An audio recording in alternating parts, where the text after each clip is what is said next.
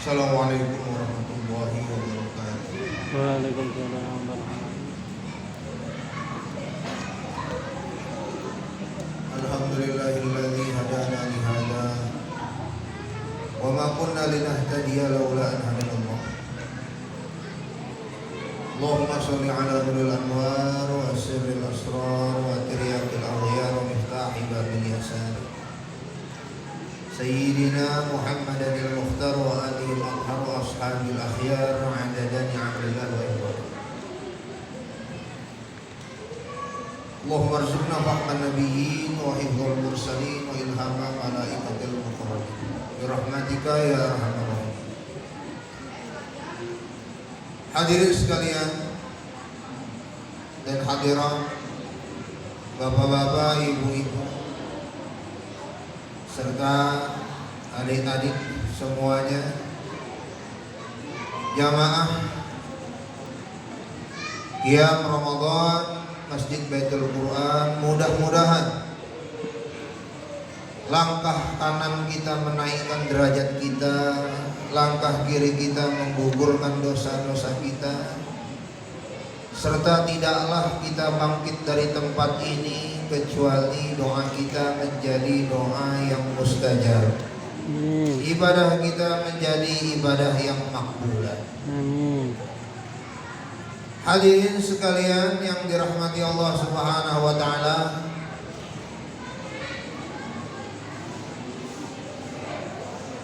puasa adalah kurikulum pendidikan tertua dalam sejarah kehidupan manusia. Puasa adalah peribadatan tertua dalam sejarah manusia, tercatat sejak zaman Nabiullah Adam alaihissalam menurut banyak mufassir. Nabiullah Adam alaihissalam melaksanakan puasa, konon puasa 3 hari yang belakangan disebut dengan Ayyamul Bid, dengan segala latar belakangnya.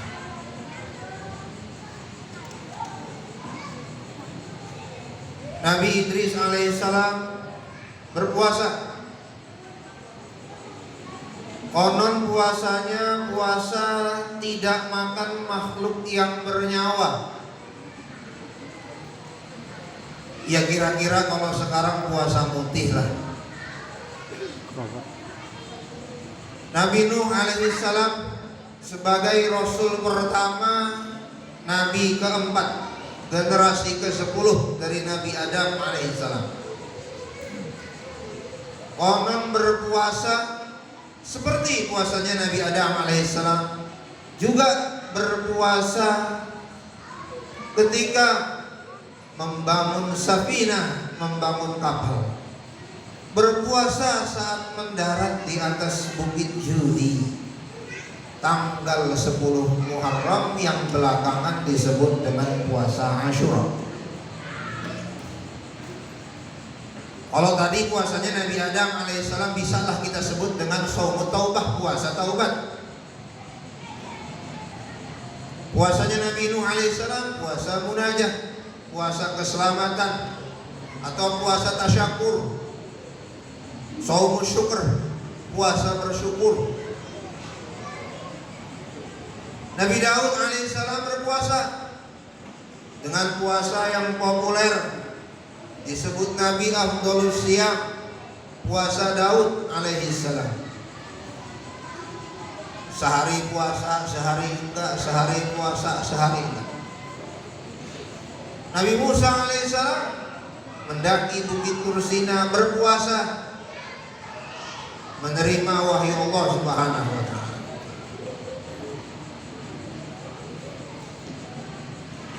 Nabi Ibrahim alaihissalam berpuasa ketika dimasukkan Namrud ke dalam api. Nabi Ibrahim alaihissalam berpuasa.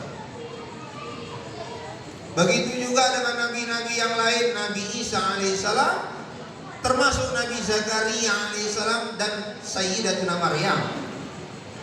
Hanya yang dua ini agak berbeda puasanya. Nabi Zakaria alaihissalam dan Sayyidatuna Maryam puasanya shaumus sumti atau shaumus sukut. Puasanya puasa bicara. Puasanya puasa ngomong. Jadi nggak mau ngomong atau puasa bisu. Ketika ada orang-orang memfitnah, mengarahkan berita yang tidak benar kepada Sayyidatuna Maryam, maka abuki mura'asau, bapakmu itu padahal orang soleh, wa makanat ummuki baghiyah, ibumu orang soleh, bapakmu kiai, kira-kira begitu. Kok kamu begini? Lalu mereka menuduh anak yang ada di dalam buayannya Sayyidatuna Maryam. Allah Subhanahu wa taala memerintahkan Sayyidatuna Maryam untuk diam, jangan bicara. Inni nazartu lirrahmani shauma falan ukallimal yauma insiya. Fa asyara ilaihi. Sayyidatuna Maryam tidak berbicara, hanya memberi isyarat, menunjuk. Gak usah ngomong sama saya lah, ngomongnya sama anak ini aja. Barulah di situ Nabiullah Isa alaihissalam berbicara fil mahdi, di dalam buaya. Nabi Zakaria juga sama. Begitu dapat kabar yang gak mungkin diceritakan kepada orang. Umur 120 tahun, istrinya umur 80 tahun, hamil. Ini gak mungkin diceritakan kepada orang. Ya Rob, berikan aku tanda-tandanya. Tanda-tandanya Allah tukalliman nasa salasata ayyamin illa ramzan. Jangan bicara sama manusia, diem aja. Nah itu puasanya Nabi Zakaria alaihissalam dan puasanya Sayyidatuna Maryam. Sampai kepada baginda Nabi Muhammad SAW. Baginda Nabi Muhammad SAW melaksanakan puasa seperti puasanya Nabi Adam alaihissalam, ayyamul bid, puasa Nabi Daud alaihissalam. Tapi puasa yang paling sempurna tentu syariat baginda Nabi Muhammad SAW, yaitu puasa Ramadan seperti kita sekarang. Maka inilah sejarah panjang yang Allah Subhanahu wa taala katakan, ya ayyuhalladzina amanu kutiba alaikumusiyam kama kutiba alal ladzina min qablikum la'allakum tattaqun. Hadirin sekalian dirahmati Allah Subhanahu wa taala, maka puasa menjadi amalan individual. Tapi ternyata bukan hanya individual, bukan hanya Nabi Adam alaihissalam secara pribadi, Nabi Nuh alaihissalam, Nabi Musa alaihissalam, Nabi Ibrahim, Nabi Daud alaihissalam, tapi menjadi amalan umat-umat terdahulu, amalan jamaah. Bani Israel berpuasa, puasa Asyura dengan selamatnya Nabi Musa alaihissalam dan kaumnya Bani Israel dari kejaran Firaun. Mereka berpuasa. Zoroaster punya nabi namanya Zarathustra, berpuasa kalau gerhana puasa, kalau gerhana matahari puasa, gerhana bulan dia puasa.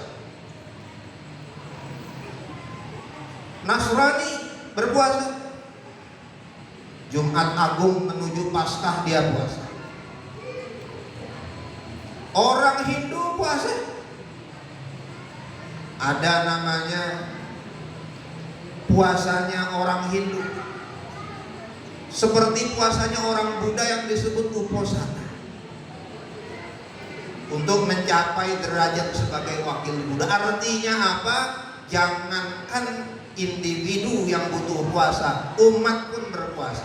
Jangankan muslim, non muslim pun berpuasa dengan cara yang berbeda. Lalu yang tidak punya Tuhan bagaimana? Yang nggak punya Tuhan pun pasti akan puasa.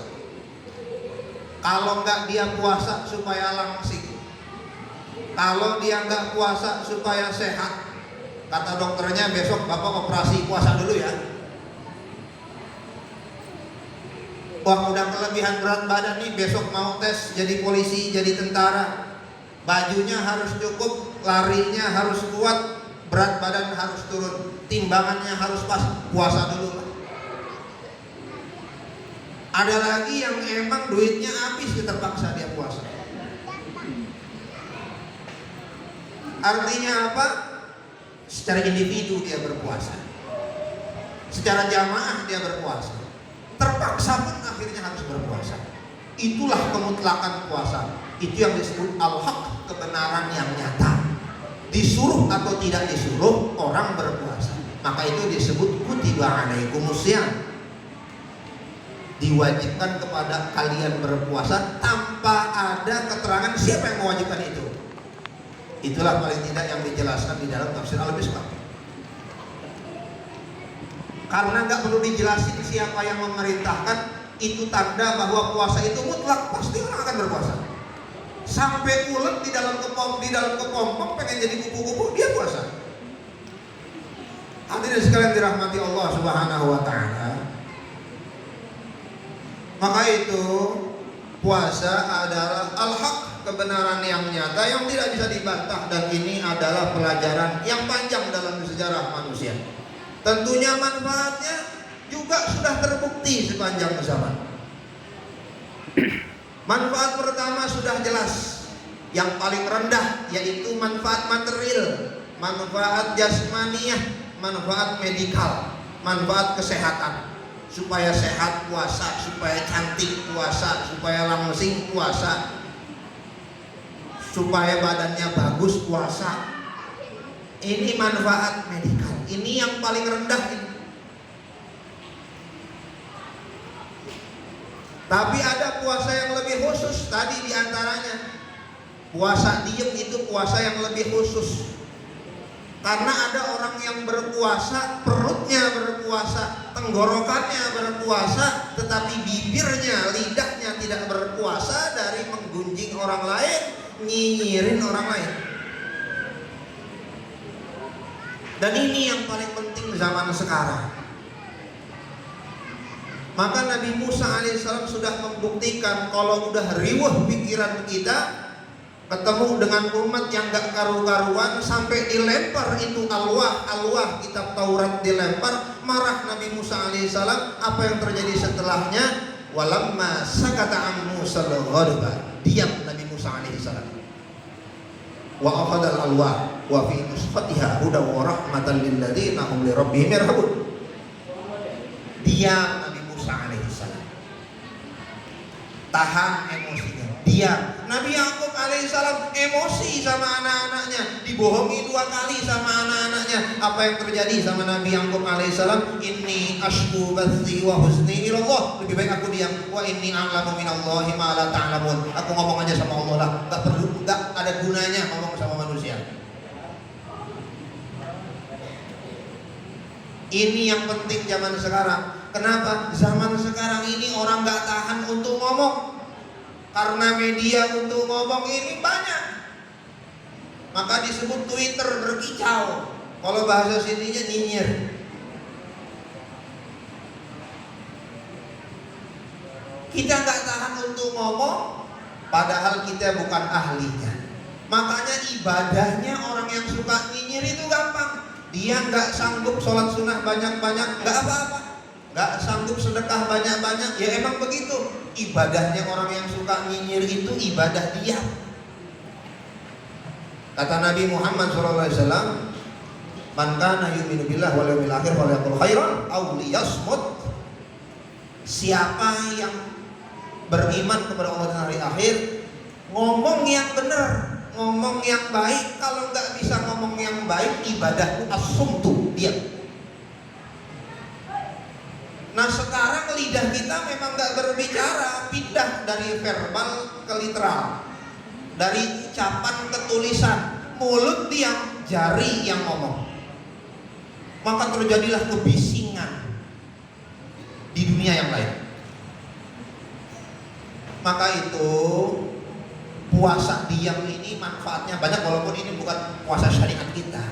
Di antaranya keheningan itu bikin jiwa kita tenang. Maka baginda Nabi SAW bertahun-tahun bolak-balik ke Gua Hiro mencari ketenangan. Bagaimana kita mau jadi orang-orang yang tenang, mendapatkan sakinah di bulan Ramadan? Hati kita pengen berpikir, bunyi handphonenya. Hati kita pengen berpikir, masuk grup, masuk WhatsApp-nya rame di grup WhatsApp. Dikit-dikit buka HP.